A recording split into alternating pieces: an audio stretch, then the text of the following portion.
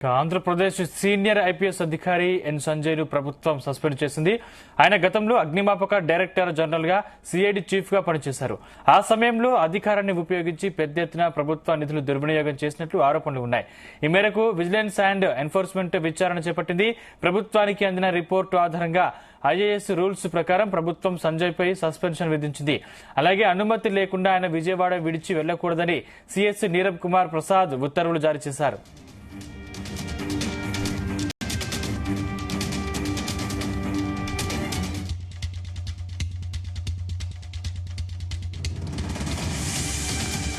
సంజయ్ అగ్నిమాపక డీజీగా ఉండగా అగ్ని ఎన్ఓసీ టెండర్ల ప్రక్రియలో అక్రమాలతో పాటు నిబంధనల అమలులో అవకతవకలకు పాల్పడినట్లు విజిలెన్స్ విచారణలో గుర్తించింది. గత ప్రభుత్వం హయాంలో అగ్ని పోర్టల్లో ఎన్ఓసీ హార్డ్వేర్ సరఫరా కోసం 2.29 కోట్ల ఒప్పందాన్ని సౌత్రికా టెక్నాలజీస్ అండ్ ప్రైవేట్ లిమిటెడ్ కు సంజయ్ కట్టబెట్టారనే అభియోగాలు ఉన్నాయి. గత ప్రభుత్వం రాష్ట్ర వ్యాప్తంగా ఎస్సీ ఎస్టీ అవగాహన సదస్సుల నిర్వహణకు సంబంధించి 1.19 కోట్ల బడ్జెట్ ను గత ప్రభుత్వం కేటాయించింది.